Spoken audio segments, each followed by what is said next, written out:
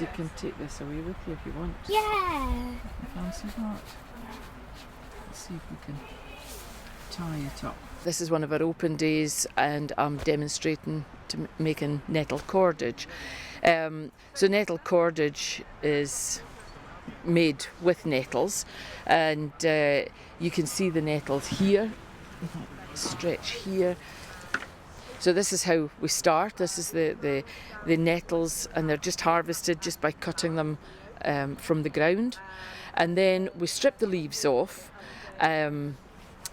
I wear gloves, but I'm quite sure in the Neolithic they might have even used a leaf or even a piece of leather or anything just to wipe off these leaves. So this is the stem once the leaves have been stripped, and what we want to make the cord is actually the fibres from the outside of the nettle, and we want to remove the woody part on the inside. So to do that, I'm going to use, and I've just got here a wee piece of a stick. You can use maybe a couple of stones, but just lightly bashing, especially the leaf joints here. So as I'm working my way up, I just give them an extra little tap. That's where the fibres will kind of stick together, so it just frees them. And I just work my way up, pushing it along. The stem's very juicy, you can see that on the actual stone. And then once you've gone all the way up the stem, you can start to peel it open. So go all the way up, opening it out. Just using the thumbnail to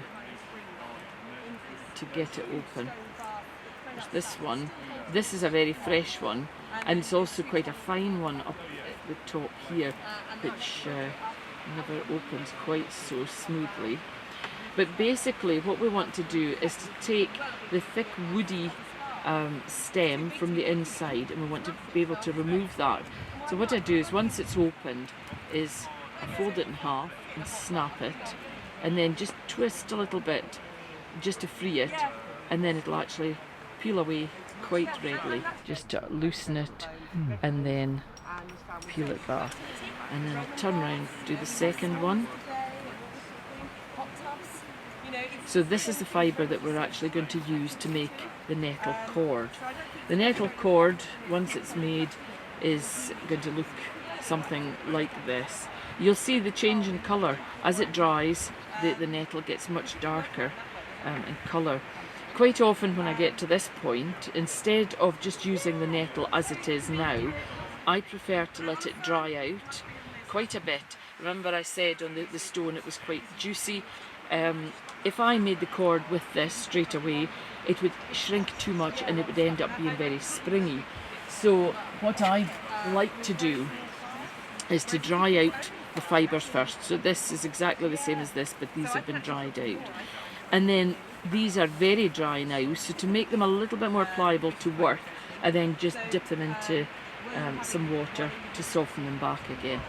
Okay, so they're not quite as full of moisture as the nettles just picked, and so they don't shrink back quite so much. And then the process of making the cord, it's very simple really. I've taken a length of the fibre,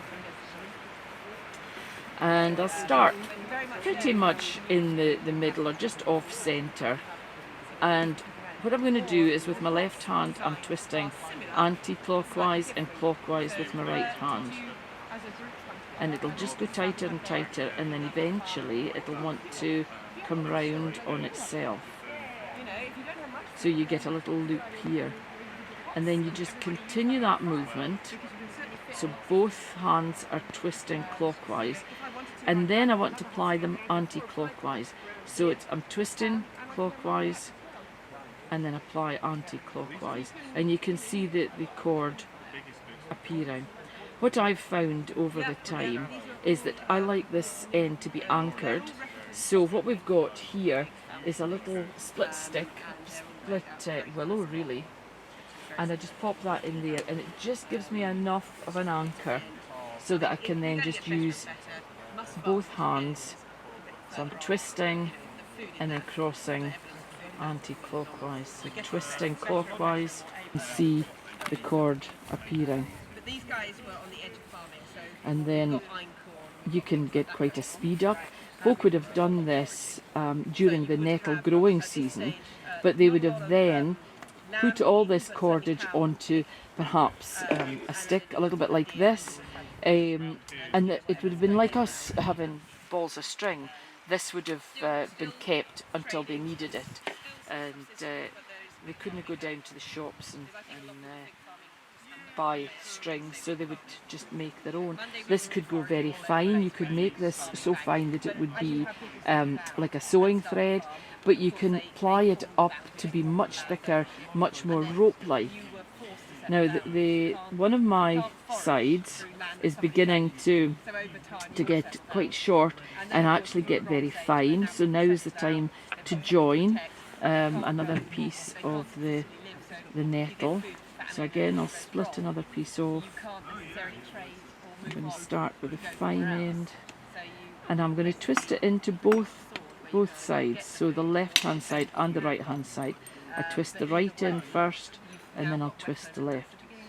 And by doing that, it means that the new end is caught on both sides, making it a much stronger cord. And then away we go again. And you feel it in your hands. This one, the new one I've added, is slightly too fine, so I might be tempted to add another little piece on. And equally the other side obviously is getting shorter, so all the time you're working, you're looking to see what your material is like behind you.